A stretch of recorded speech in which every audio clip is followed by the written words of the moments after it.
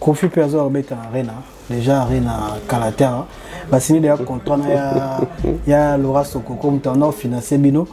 Déjà abana financier biso te. Bino ba combattant nyo surtout Laura Sokoko no financier bino. Landa makambu ya concert o soki Kofi azolo ba ka Robert Arena. Kofi mo da conscient qui est Robert Ma te. Kofi mo pas da conscient qui Arena wa liboso rataki wana parce que batu basomba ki ba billet. Vérité wana batu basomba ki ba billet te. Arena wa rataki wana ba congolais ba boya ki déjà makambo conseil et puis préfet à Paris ayeba ki makambo salemaki na Bercy et go se répéter na Arena dans la défense. Et défense eza sora linya ça la base na le bigario betana Arena. Akuta biso kana nzela. Discours échangé te. Tozaka kawana akuta biso. Mais makambo ya Laurent Sokoko to tiki Laurent Sokoko boketuna acha mon voto. Ba potana ne ba potana. Ça n'a rien à voir na combat na biso. Tant yo do ba makambo ya Robinho. Robinho tango yaki awa. Susu na mona ki Robinho na nene na opéra oui na boîte mo boye akene pas ça là moi playback né so ki mutu abeti playback na moi boîte mo boye batu ba kosi na bango asali playback eta concert tango to ba bina filé falaka zela beta na ba grande salle mythique mais tango bina filé donc ne bete pas jonga ado beta moi msuna tiri dane na mino quand on a bina filé orgame obimi obeti libanda parce que on est dans concert donc limite musique beta ma poto notre bundela bango dans le sens que ceux qui mboka ne va bien bango pe bango za la bien pour ceux qui mboka va bien et qui a côté studio ateki kaka CD moko na 2 euros de to $1 ou bien combien de millions ceux qui battent bazo sala na Congo bazo za misala bazo ba salaire na fin de chaque fin du mois.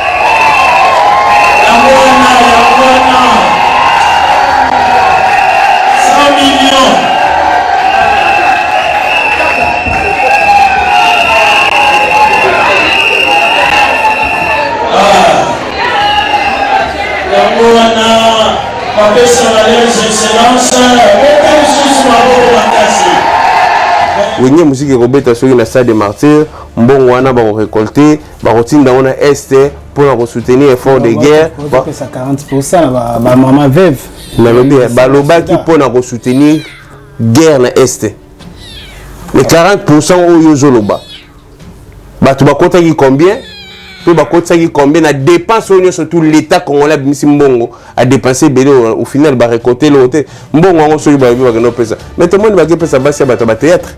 Non, mais basi ba sans souci to moni bango basi ay comme ici na ba soda abeta ba combattant nyoso tuti ou ya bande ko soutenir abande ko soutenir peuple mokonzi qui dit peuple mokonzi to yebi ke ezaou babande ko financer na Kenya babande to suite lo baka yango italié na ezaou ndena kasi bato bana na ba ezaou ateka ki mukolo pona biloko olia. Mais pas bien que yaya. Mais battre na biso ya beza ou te quand même. C'est beza za boketut. Ada mukola Laurent Sokoko. Ah ouais. Vous coiffez sans attraper de microbes. C'est possible. L'art de bien soigner votre look, votre chevelure grâce aux spécialistes. Et ça se passe au salon de coiffure sans microbes. Venez soigner votre look au niveau de la chevelure, au numéro 70 du boulevard Anatole France, à Saint-Denis, métroporte de Paris. Salon de coiffure sans microbes. Vous êtes accueillis chaleureusement. Sans microbes. Un salon de coiffure. Un design moderne. Des coiffeurs jeunes et compétents, vraiment des pros. Les pros de la chevelure et du look moderne, c'est au salon de coiffure sans microbes. Avec Patrick Massidi, le professionnel. T10, Tosa Olia, le salon de coiffure sans microbes, un salon chic avec des coiffeurs très branchés. Pour votre réservation, un seul numéro de téléphone. Les 06 05 71 90 61. Venez vivre sans microbes. Votre salon de coiffure sans microbes à Saint-Denis, porte de Paris et Zaputa Yabiso. Sans microbes. C'est chez nous. Salut Nabino, bienvenue sur Congo Mokili TV. Merci Nabino sur Andarabiso. Na Congo Mokili TV, Nabi Kiboza. Et Bélé Opé Sarabiso, Ito Ipé Opé Sarabiso, confiance. Nabi Kibozali. Merci Nabino, surtout merci na Patrick, merci na ma caméra. Merci na Venanga Invent Tombanavex. Merci na Jimmy Chimanga, Porte de la Chapelle. Paris, Belgique, Paris. Azawana. Bozala, Bozala Ponae. Merci Nabino, sur Nabi qui tout simplement Mikolo. Tout simplement Mikolo, Montan, Belgique, Paris, Misala Termine Kebele.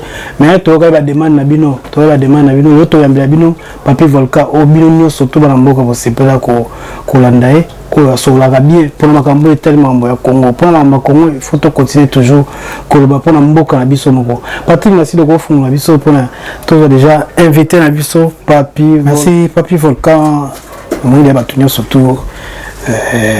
Les sont représentés ici Baibio Mobundeli ya bana Congo Mobundeli ya biso surtout Mobundeli ya batunyo surtout oyo aibi kaza congolais Papi Volca bonne santé zanga ite disa nengo moninga santé zanga ba versa ça te tovana na mboko balamba bilambati abi kombeza futa te na ba accessoire ba bilo moto la tara pour tous à la moins propre mais avant peu combat ba te bébé ba bébé Papi Volcan sera né propre hein Papi Volcan so to bengi lelo ba actualité zebele to so la mingi o itali politique na yo mais ko empêcher biso te to ngo so la paix actualité par rapport à peu itali peu musique un peu musique parce que bino posa plein bateau lelo musique so zo betate Zabino Mutubosa qui est musique na poto et bétate par rapport à la raison obiso surtout et bien ba congolais surtout ba ebi raison nous ça le qui musique et bétate comment na lelo ande ko biso ya wenge na fallait pour moi mes ententes ces hommes qui ont koto kebo koto to munis musicien bolobi koto to koto muta fallait lobi boy okolo bani pour la guerre entre Fali na clan Mobimba na bi Fali na clan Mobimba ya wenge on se joint ensemble la médiocrité en boka donc et là malongo to va pour na bango zate baza exemple était baza modèle te pour la société Marambo bango baloba Marambo bango bayembaka ils ont reflété dans la société na bisoté la polémique na bango ça date pas d'aujourd'hui bango pour na bango ça normal hein c'est normal par rapport au moment que Fali mini ba dozol entre parenthèses ne bazol ba que non zo manquer ba vie na wende respect voilà mon frère le plus important ils attendent au peuple congolais zozela solution va porter les mailles courant social misal les ala ba toi vivre bien bangunge za na Congo te kimie kota na c'est ça le plus important attendre le peuple zana Fali na wera JB nani baswana qui ne sait pas que ba mission congolais basa bata buzo ba bangona bamba to shona ka ce n'est pas un secret polichinel pour na batu pour na mauvais comportement to bref, il faut laisser les choses basses mourir de leur propre poison. Ah bon? Bien peu nous bango. C'est besoin de d'arabango. D'arabango t'es passé. C'est bon de l'arabango. So boy d'arabango mais motiva on va mettre la musique na poto. Bango bunde la bango va mettre la musique. Bango ça misana bango musala. Bunde la bango marché pété na poto parmi bino za na kationa. On limite musique bête na poto. Non, to bunde la bango dans le sens que ceux qui mboka ne va bien. Bango pe bango za la bien. Pour ceux qui mboka va bien et qui a côté studio. Ateki kaka CD moko na 2 euros to $1 ou bien combien de millions. Ceux qui battent bazo sala na Congo. Bazo za misala bazo ba salaire na fin de chaque fin du mois. Ateki kaka CD na 1 euro ou bien combien de millions euros. Ba comme ba millionnaire. Mais tout ça bunde la bango parce que mboka na peut reconnaître bango te. Mboka yeba bango ka so ba kufi. Mais na bo moyiba yeba bango te. Ba tu web ça biso que wenye musique robeta soki na stade de martyr mbongo wana ba récolter ba rotinda on a est pour soutenir effort de guerre ça 40% ba maman veuve na lobi ba lobaki pour na soutenir guerre na est les 40% oyo zoloba bato bakotaki combien pe bakotaki combien na dépense oyo surtout l'état congolais bimisi mbongo a dépensé belé au final ba récolter le hôtel mbongo ngo soki ba biba no pesa mais tout le monde ba ke pesa basi ba théâtre non na ba soda mais basi ba sans souci to moni bango basi ba ay comme ils na ba soda non zaki mais ba lobaki na l'effort de guerre ba repese effort de guerre na est na ba veuve ba soda siko ba théâtre basi ba théâtre au salani diversion ezaka ke pour ba justifier buzoba o le gouvernement congolais sala ki abimisa ki mbongo belé il fallait ko benga na basa ba sans souci basa ba théâtre ba nini mais so ki mboka ne ezalaki bien basa ba théâtre na benga ba le na chef d'œuvre mi bel na ba ça là je l'ai toujours dit Kofi Plaza Robeta Arena déjà Arena Calater ba signé de contrat ya Laura Sokoko mtana financer bino déjà abana ko financer biso te bino ba combattant nyo surtout Laura Sokoko na financer bino landa ba signé déjà landa Laurent Sokoko a rectifié ba tir na ye abeza ba combattant nyo surtout te ou ya bana ko soutenir abana ko soutenir peuple mokonzi qui dit peuple mokonzi to yebi ke Ezaou babanda ko financer ye na Kenya babanda ko financer ye et Laurent Sokoko tikala ko financer ba combattant ye surtout babanda ko financer peuple mokonzi o Ezaou aza responsable ya peuple mokonzi mais bref Laurent Sokoko makambu na yeto suite lo baka yango etalié na Ezaou ndena kasi bato bana na ba Ezaou ateka ki mukolo pona biloko olia mais pas benga ke yaya bato bana na biso ba Ezaou te quand même Ezaou za boketut ada mukolo Laurent Sokoko botama iso na mbandaka na hôpital mo lo ye moko Ezaou alobaki Ezaou botama na ndako na mbandaka kasi ba yebanite siko Laurent Sokoko makambu ya ina Ezaou etali combat na bref makambu ya Laurent Sokoko to tiki charge nango que concert yebeta na Arena nazo ya nano poza la précité baksama ina vena yo Laurent Sokoko charge na eto tiki na maboko ya VH mon voto VH mon voto mutu ba so na Laurent Sokoko on les a suma na bisoté donc to tiki les VH bokechu Laurent Sokoko bango na bango ba mongo ba potana makamna bango etali makamna biso ya combattre et concernant makambu ya concert o soki Kofi azolobaki ya Robeta na Arena Kofi mo da conscient qui est Robeta ma te Kofi mo pas da conscient qui Arena wa liboso rataki wana parce que batu basombaki ba billet vérité wana batu basombaki ba billet te Arena wa rataki wana ba congolais ba boya ki déjà makambu ya concert et puis préfet à Paris ayebaki ki makambo salemaki na Bercy et go se répéter na Arena dans la défense et défense eza place moko boye ba investisseur ba to minene ba bureau ya ba biloko beleza la kuna donc ba olingate mo boulot que ndeko salema kuna mais bref so kalinga ça la base na le bigaro ya beta na Arena akuta biso kana nzela discours échangé te tozaka wana akuta biso mais makambu ya Laurent Sokoko to tiki Laurent Sokoko boketu na acha mon voto ba potana ne ba potana ça n'a rien à voir na combat na biso anende komwa komba ya saper alobi na minute ba combattant baza suma kasiti baza déjà affaibli ndeko biso didi nzo na émission ya mige to biti to pesa et raison parce que to komona pe bino soutenir ba impère tout le monde va robino va beti va la tournée va beti va concert va bien filer pe va ça va tourner va beta na basal nini na les susu na basal nini basal mythique ne bomoni bino ne ba boluka ba faut bolo ba vérité na ba kongolo ba sola na biso tant yo do ba makam ya robinyo tango yaki awa j'espère tukutana na yo ndeko nanga Daddy Bear que je salue aussi en passant le sniper un grand producteur aza na licence ya production wana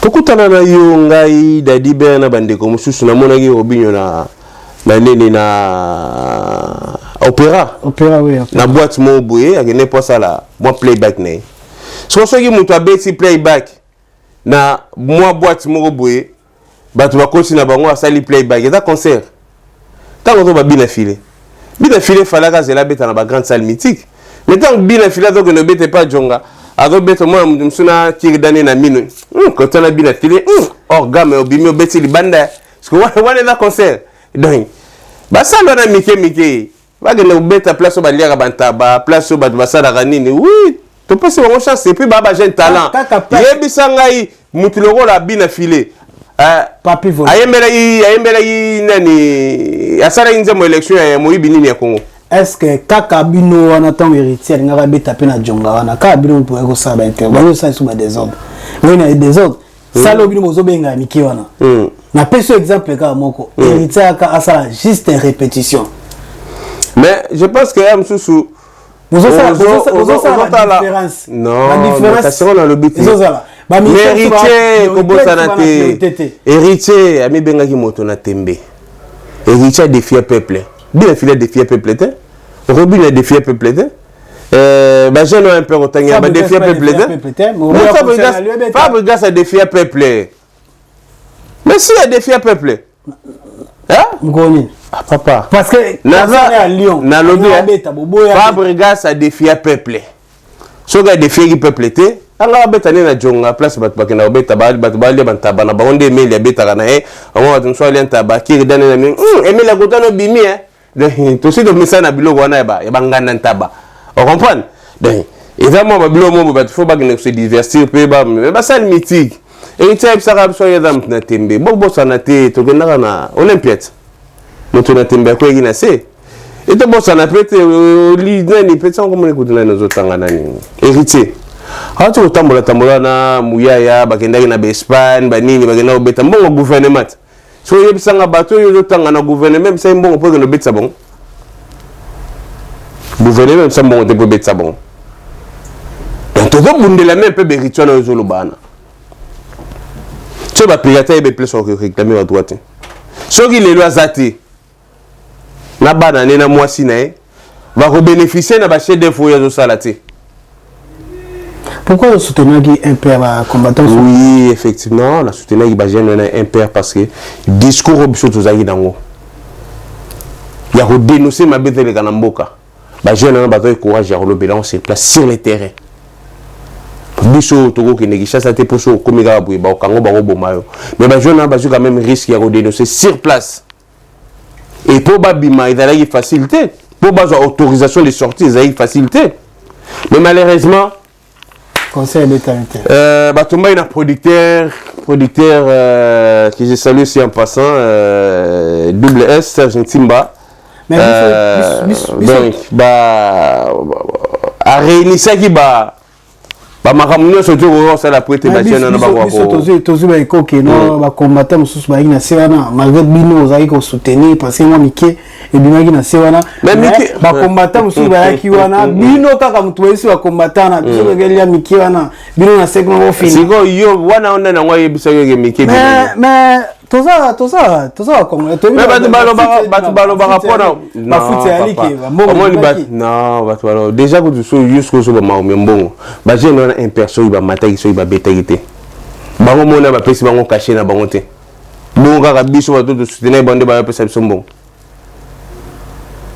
amoni tant boya kana ba télé bokolo ba makambo il faut quand même bosala kana ba preuve bosala pe investigation malamu avant ya kolobama parce que makambo zoloba osali ba investigation te ngana ko peso batukutu yo kende kotuna o kende kotsala ba investigation o joie vérité à masolo mais ndekono mingenyema azala ikulat azala logo pas paroles azala ikulat ba bi ba vérité et na roye biso kutuna ni comment il s'appelle nani ndekono bazaki wana belé o ba bi vérité anelka pas aywana ba bi ba vérité ngana soutenir ba jeune wana nzamba likolo to mona ngai soki na joueta 1 euro ya producteur neka na ba na plateau boy ba zo molimo na ngana nkolo de na tikali ko zo 1 euro te pe na ko tikala ka zo 1 euro ya mutu te pona ko soutenir ba jeune ya impère vérité en wana soki pe ba jeune na ba betalité c'est parce que ba conditions za ki réunité tout n'a d'économie gagné mon website. Tout n'a les années qu'un website. Tout n'a pas parole sur website. Bah tu vois, bah bête le masolo mon boy. Bah bon bimaki, même bon ni les bimaki. Bah pèse une beauté image pas ça là. Et ça va fuite, ça va bêtise. Parce que bino normalement faut beau ça la preuve. Ouais bi, bah ma ramso bah parce que au jour d'aujourd'hui je ne suis plus seul. Na comme pendant na cabinet bien resté. Non, na va dans cabinet. Cabinet na ngado e comme que au lobby li kambu diffamation avocat na ngam to poursuivre yo. Comment avocat? Tu vas na mboka, tu vas na mboka faut s'intégrer. Au yo lobby li kambu ali ki ah papa au lobby avocat yo landa yo. Bon. Si ko tanto comme na tribunal. Tant ba osengo ba preuve. Exact diffamation. Ba bete la romboloko et puis au dédommager ngai. Donc faut boza la sir na makambo yo. Borobana Roloba contre Papi Volcan, Migolo. Moi, je me rends encore bien qui bateau.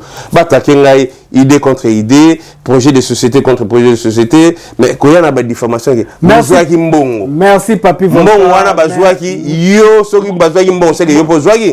Merci Papi Volcan. Merci calme, à l'aise. Merci Papi Volcan. Toutes les initiatives de musique, tout y a la politique. Toi, la politique, l'actualité, c'est belé. Sortie médiatique, il y a Kaboun, sortie médiatique, il y a Frank Diongo, sortie médiatique, il y a Kabouya. Donc, l'actualité, belé. Pour tout le monde, on a Kaboun par rapport à la sortie médiatique, a traité président Abisso Félix Tshisekedi, incompétent, je sais, belé. Et on va pour la sortie médiatique, il y a Kaboun, le Parlement a IDPS. Sortie médiatique, il y a jamais Kaboun est confirmé que Makambo na loba. Ok. Combien de fois dans le plateau na yo na lobby que Félix Tshilombo Tshisekedi c'est un jouisseur. Ok. Dans le bas on a des missions na yo. Mba le belé hein. Na beta pouvoir et ba jouisseur. Mais ceux qui ngolo e biso ke ngandwa do bela. Est-ce que bango ni surtout na samai basala na samai ba ebani. Félix Tshilombo Tshisekedi c'est un jouisseur. Qui n'a pouvoir pour nous jouir dans Kita ya Congo, Bomengo ya Congo, ni surtout ya Congo. Mais qui peut nous servir le peuple d'abord. Au jour d'aujourd'hui, slogan peuple d'abord est changé comme d'abord ma famille d'abord. Si on rejoint Luxembourg, Suisse, et ça plaque tournante, il y a trafic d'or, uranium, coltan, cobalt. Il y a Félix Tshisekedi et toute sa famille. Voire même en tout cas Bundakala Mingitawa pour Fortuna Biselele na Roselyne Mbombo basombaki ba cocaïne mo na Espagne ba tindaki en Afrique du Sud kuna tant makambo yindi yim to kende ko intervenir pour na famille na. Donc c'est jouisseur. Jean Kabou a confirmé que makambo biso to bana golobake Félix Tshilombo Tshisekedi c'est un jouisseur. Mais sortie médiatique né et pesibe mbutu kati na bango nazo gandé batu bakomi ko ganga lelo malor ke biso to dénoncer to loba makambo na mais ayera confirmer makambo to loba mais sauf que nazo mona batu belé hein ba caisse de résonance ils ont tcha makele les belé par rapport à sortie médiatique il y a Jean-Marc Kaboun au jour d'aujourd'hui batu IDPS faut pas baksa mai na ba fait na bango so ba ko attaquer Jean-Marc Kaboun ba attaquer sur le plan politique débat contradictoire idée contre idée, projet de société contre projet de société. Voilà le plan pour attaquer Jean-Marc Kaboun. Mais Jean-Marc Kaboun a subi na IDPS ou EPSA qui est bilo kwa rolia. A subi l'inzungu et EPSA qui est bilo rolia. C'est qui c'est là? Mais Jean-Marc Kaboun tu vois qui a utaki sogi na mboka yaki makolongolo na mais zela na silisa s'il te plaît ko yokim sa idée na ngai. Mais si vous avez besoin de Jean-Marc Kaboun, Makolongulu, place où Yaoutaki Namboka, Boyagi Nae, Aïgi Makolongulu, à Soubelinzungu et les Sakier. De la même manière, le maréchal Mobutu Azwa, Etienne Tshisekedi Wamoulou Manakabe Akamonga Makolongulu, a fait un pantalonte. Et les fondateurs de l'IDPS, Ngalou Pananji, la vérité, les 13 parlementaires, fondé l'IDPS, mais les pères fondateurs de l'IDPS, Ngalou Pananji, là, Bango Touana Badaï, Bamobutiste. Tango ba monike bango na Mobutu bazo tambola su bienti basala ini balongwaki est-ce que batu ya Mobutu balobaki non Tshisekedi asubeli nzungu ezali kolese Tshisekedi asubeli nzungu epesaki ye pouvoir nzungu oyo ekomisaki ye ambassadeur na Maroc nzungu oyo esalaka ye ministre de la justice pour abomisa Lumumba nzungu oyo ekomisaki PDG ya RZAI po bazwa ndako batikala nango ya limité na za ndako ya RZAI nani ngo lobai makambo wana. Est-ce que Jean-Marc Kabunde azosala gémon na CNT yena Félix Tshisekedi dans le sens que azokomisa yelo kona a créé opposant na ye Rose agir na CNT parce que tout le monde a peu Poutine pesa na opposant na ye mo basala ba jeu na zigzag. Est-ce que Rose la pe bon côté c'est vrai pende Rose a penda ba kabwani penda pour di bon. Mais papa, la politique est dynamique. Soki bozo tambola bozo kana suite bo panzana wenge panzana ngo. Jean-Marc Kabund nada mutu Jean-Marc Kabund te na pe porte-parole na été. Nazo baka par rapport à makambo biso to loba makambo to denosa yango lelo Kabund a confirmé yango. Nada sympathisant na été na yebi projet de société Kabund te nada pe allié ya Kabund te mais quand même à lobby makambo biso déjà to lobaki. Ce gars opposant les lui a fait Tshilombo Tshisekedi oui. Asali bien aye na bateau aye côté à peuple. Donc faut alandela biso kaka biso peuple oyo to bundela peuple makambo to banero dénoncer ezaka les mêmes makambo ya lobby ya sika lobby ezata. Donc aye en opposition to bien kaka soyez les bienvenus na opposition. Bon. Awa totali nani Bishop Élysée, j'espère bien. Oh, Lazare Ishasa. Ça en Afrique du Sud. Afrique du Sud. Afrique du Sud. Azalaka en Afrique du Sud. Bishop Élysée, ok. Afrique du Sud, pasteur, ok. Na confondre na Bishop Azalakine, il y a INC, il y a Vital Kamere. Ouais, aventuré, je le salue en passant. Oui, on va aventurer toi. Mais c'est un aventuré. Moi, on a aventuré. Moi, non. Moi, on a Bishop pour le bien. Ouais, Cameroun, on a aventuré. On avait comme on est qui me pété. Moi, on a aventuré. C'est Oyozo Banana, on a évité. C'est Oyozo Banana, moi, on a évité. Bishop Élysée, alors, Kabund Azali au service de Rwandais. Est-ce que c'est vrai? Est-ce que c'est vrai? Bah bon, on est à Bishop Élysée à lobby. Mais à ce que je sache, Bishop Élysée est versatile. Donc dans la position dans l'anda qui a lobby que Jean-Marc Kabund c'est un traître a trahi IDPS. Yem tabi c'est Félix Alongo la signature na Genève. Et c'est le vrai opposant, ils ont qui Fayoulou. Bah tout va signer qui Fayoulou opposant, les lots y Bishop comme on reconnaît que Fayoulou n'est tout, ils qui opposant. Mais tant que Bishop a dit Élysée a accusé Jean-Marc Kabund qui a service à Roubaix Roi. A service à Roubaix Roi. A mataki cheval na Kingakati à Roubaix Roi. Vous avez un politicien congolais ndenge ba fonctionnaire aventurier na mususu ami benga Bishop Élysée. Mais Jean-Marc Kabund akenda ko négocier pouvoir pour ba koma place ba komena ba Tshilombo. Soki lelo wenge na bangwe panzani. Ya Bishop ba combattant na kati zanini. Tango Bishop Élysée zo le bakio Jean-Marc Kabund a service ya Roubaix Roi. Mais Fayoulou ya dotanga. Fayoulou Frank Djongo lisanga bonganga. Mais Roubaix Roi même bango na département américain ba photo ezali. Nana memaka Fayoulou lisanga bonganga na Frank Djongo na département américain. N'est-ce pas Roubaix Roi?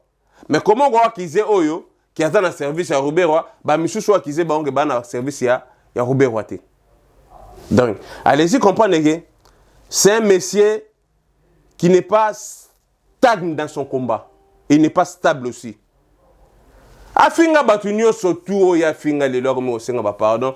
Na afinga Salomo Kalonda que je salue aussi en passant. Afinga Moïse Katumbi. Afinga batu ensemble de nyo sotu. Mais les lots qui passent les gars zo ko foot anda ko na Afrique du Sud. il faut tenir ba propos ya ko finga Kabundi, ya ko senga pardon na ba Katumbi, ko senga pardon na ba Salomo Kalonda. Mais c'est un message qui n'est pas crédible, même combat na franchement. Le côté à Kabundi, Rose il a toujours Kabundi. Na côté li Kabundi te. Na côté li Kabundi mais na lobika ke. Na lobika ke makambo Kabundi na lobi za onga na loba. Ya sikeza te o Kabundi na lobi, na si na lobango que Félix Tshilombo Tshisekedi c'est un jouisseur. Yemo pe jouisseur. Kabundi. Parce que tu vas mbongo na mboga banda kuna mbongo Congo. Bon siko on a voilà un problème nanga. C'est comme si yo comme on dirait au côté la Kabundi. Théo mais kasi Kabundi Congo comme non, après Félix Tshisekedi muto après ça confiance sur le col Yaza la quitté. Na lobby te gende na bandi na plateau bona muto Kabundi. Na yepe ko défendre Kabundi.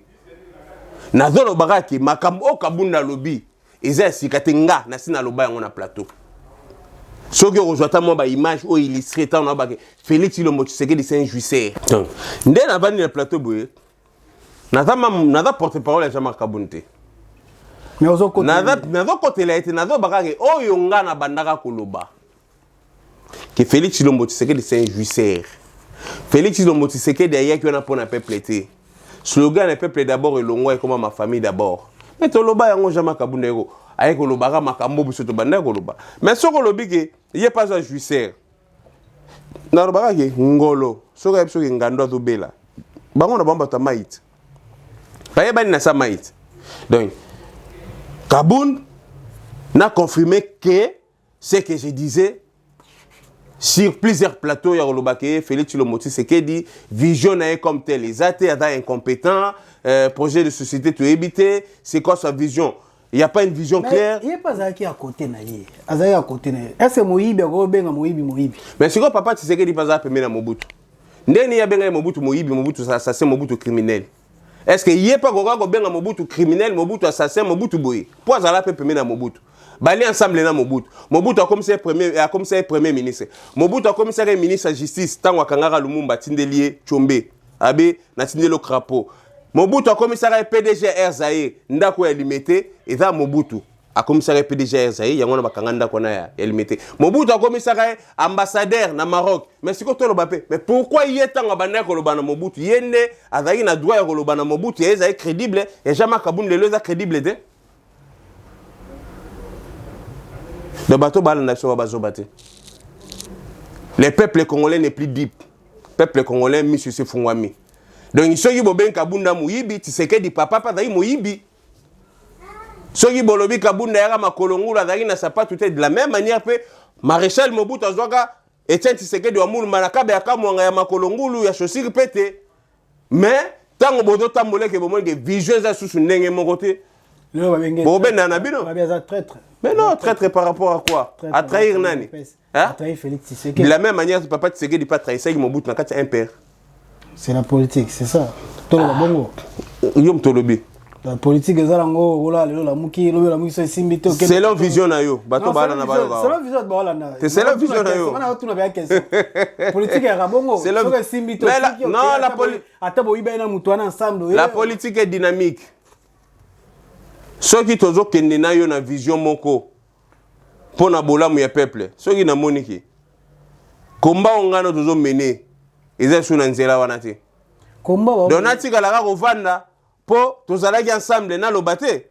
De la même manière, ba vient na biso liao, ba vient na biso ba kulutu bébé parce que ba faut ba rappeler histoire ya politique ya Congo. Tant ba parler sur les 13 parlementaires, ba 13 parlementaires wana ba dai ba tu es impère. Bangala Pananzila, ba Ileo Songwamba, ba Mbembo Ankem, ba Etienne Tshisekedi wa Mulumba, ba Kibasa Maliba, ba zalaki ba tu es impère. Voire même Etienne Tshisekedi yende mtasala manifeste de l'Ansele. Maintenant maman ni Mobutu azo respecter ce le remonter. Balongwa ki est-ce que balobaki na bango ba traître? Est-ce que balobaki na mama subi na impère nzungwele saki bango, nzungwele tisaki bango, nzungwe comme ça bango ba ministre, nzungwe comme ça bango ba PDG, nzungwe comme ça bango ba ambassadeur.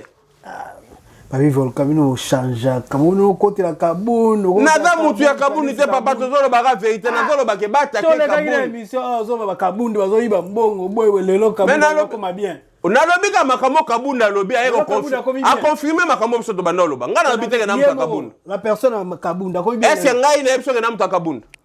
Nga na zolo bange makambo kabunda lobby eza makambo to banda loba. Ya sika lobby eza yo go ya pena maloba wi no kabunda Félix bango ba on so ndenge moko yosko mo zo parna. Na si parna été na lobby na bato ide pes conseil na pesi bango. Papa conseil mo tamba pesa votre conseil. Ça prend droit laisser. Na repère son conseil sur l'union, je suis peu boyo juna oté.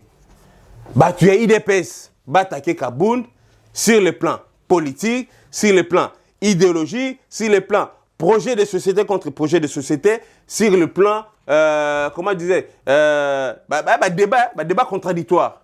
Parce que est-ce que Makamo Kaboun na lobby a aussi? Mais yemo pas zala ki wala. Mais kasi yemo ko zala na katit. Yemo pas lobby. Siko est-ce que Makamo ya lobby a aussi? Il y a jouissance, il y a incompétence, il y a pouvoir. C'est une compétence, il y a mon père compétent. Mais papa, il y a mon zalagi kuna. Il n'y a pas compétent. Kasi bazalagi ensemble. C'est ce que na longo linane. Il n'y a pas compétent. Na lobi bazalagi ensemble. Assez compétent. Bazalagi ensemble. Ce gars longwe, ce gars moni incompétence notoire. Il y a Félix Tshilombo, c'est qui le sommet de l'État. Hein? Et banina yemo ko passer. Wana fotu na bato. Wana fotu na bato IDPS. Ngana mambo IDPS. Na uko tabi mamna mate na bika o ngana bana ko loba yango confirmer ngana to travail oza mokonzi na ngai yo soke marché te ba ota apela ba travailleurs te batala mokonzi balobara balobara boy il n'y a pas de mauvaises troupes il n'y a que de mauvais chefs mauvais chef azana bato ba simana wana bato bana simana siko soko lobi bongo tant caméra yibaki Félix Tshilombo Tshisekedi pas au courant il y a ba millions et 100 jours. Parce que tu épargnes Tshisekedi. Oh Félix a ébagité. Caméra moyibi. Donc ceux qui yo le bibongo. Avant babilo rebima. Togi pe caméra foutimbo nga babima. Te a foutimbo. Ndeko biso moi cité na bosso. A foutimbo tendenge na kutu l'état congolais ne faut pas foutre les sur caméra. Mbongo pona. Ndeko moi c'est na bosso. Ndeko na moi c'est comment si encore qui Denise c'est comme ça. Na bi Denise wana penada mutu penera na mutu ekraka. Mutu disjonctant mais na radiamba. Avant moi si nazo respecté parce que nangana bimisa ba momo ko ngeza bien te pona na bien très bien na Belgique akumisa be ya tata legne pouvoir na bango aloba na chiluba pouvoir tintwe tinchetu pouvoir na biso mutako simanga date na danies ya beya boina mais lelo eleo avec beya za wapi ada communicateur Denise aibe solo la aibe pe ko balola masolo aibe pe ko sela wat makambo ako ipe ko sala o matie tout comme ko sala kitisio lelo na nyaso ngasiko ko ta kamera siko noko na ebeya o ya lobagi ada nyesi ya beya ada boya beya za wapi pourquoi to lobela beya te pourquoi traiter à mela diamba yo mona mela diamba mais ozo mona mission de momeli bangi ya makasi akota na mama Beliane akota na makamu ya ba oh nani ba passer na bino tema balingi ko bimana ba ser en crise akota na mama Eliane akota na mama belebele na makambo no surtout akota résultat malongeza place ni na makambo no surtout ya sala wana za mosele ngakota mama simingte est-ce que ngakota mama basite yango ngape na ba za moi si na respecter za place za Frank Diongo sortie médiatique Frank Diongo ba ni quand Diongo patiki Félix Abi mwana yaya zo yokate mwana yaya zo respecter te atiki na ye. Et la politique est dynamique. 2023 pays sous président. Ah ben nani na dans la droit au benana. Est-ce que Frank Diongo a tika Tshilombo na la politique? Frank Diongo a bandi politique liboso Tshilombo. Donc, ce qui Frank Diongo le big moi na yara bango zo saté. De la même manière ngapé na big c'est un frère. Félix Tshilombo Tshisekedi c'est mon frère. Na moninga tamboli mabe, incompétence notoire au sommet du pays, jouisseur de la République. De maramno surtout yaye tango bazo bo jama kabun ba misi ba image soki ba sextape na ye bona mais ya Félix kutu to mona kiango awa na Allemagne awa nenet tu seras là demain bino bozo bagaya ba boso jama abimisa o ya kati bomba magi ya nenet na mona ima mo nenet te biso nyoso to ebige nenet na ndenge un chef de l'état pour ça nenet o ça la lobby papa timbat. Hein? Non, ça c'est. Hein? Nene ça c'est. Kasi bongo siko makambo ya jama kabun ba image bu monsieur lokuta ezayete. Tant to loba ezay kabun kaka bango bata ide pesa lokuta montage mais le lorsque bo zong ça comme une vérité. Je sais. ndenge mona Félix Lombo Tshisekedi. Merci à la soirée sur la comment Kili, merci Nabi que vous avez belé, il y a une papi volcan au separa nenga lobaka. Donc merci toi nos ongles ça zong c'est trop on a vu sur la souka. Nabi papi volcan au golo banini pona batunyo so o balandi biso na mukolo lelo. Non, minyaro le bezate, ben, on a sina lobby, on jama kabunda lobby, on Frank Jong lobby, maramoto ba lobby, eza sikate, pour biso de sto loba yango. Mais pour nous clôturer la mission le rôle les dames kola lelo, na pesika mbote na bayenye surtout balingaka franc parler na ngai, na pesipe mbote na bayenye surtout balingaka na bayi na ngai. On est toujours ensemble sans oublier pour na kotanga ta kombo ya mutu moko na pesi vie na nga Jimé Chapa na créer ba mbote belé. Place aux aveux biga idéologie donc yetembe bisonko. Merci Papi Volca, merci Nabino Stouana biso na Congo Mukili, merci Bozaki Belé, merci Patrick Massid Boya Kokati Sasuki na salon Samikob 70 boulevard Anatole France porte de Paris. On est là. Tozawana penda donc il faut boya kana penda musalezali. Musalezali kitoko Patrick Massid et moi zana. Patrick Massid pe na sima caméra. Merci Nabino Stouana biso. Merci na Jimmy Chimanga porte de la Chapelle babi Bruxelles Paris. Bruxelles, Paris, pour nous sentir par confort. Jimmy Chimanga porte de la Chapelle. Donc, il y a un tina palais. Il peut s'agaga. Bengaga, numéro, on est zoleka. Jimmy Chimanga porte de la Chapelle. Gozamo Bimba. Merci na Bino Tour, merci na Tracy Moukokole. Merci Place Ali. Merci na Michel Moukokole. Eddie Moukokole, merci na sa famille Moukokole, nous surtout na Katia Belgique, merci na Laglo, merci na OP, merci na Bino Tour la ndaki biso, ezaki ya Bino T10 na Papi Vodka. Oh nous surtout esenga bokoma. Ba numéro zawana. Tozana pona koyoka. O peza na posa oleka ba émission na biso. Tozana ba numéro ngwana bokomeli biso, toza dispo, toza na Saint-Denis. Na porte de Paris so combien no bengi maman. Mobimba 70 boulevard Anatole France Tozana et Kamamika na salon Samikob. Merci de nous to na ibiso ba itokutani mbarasima. Ingeta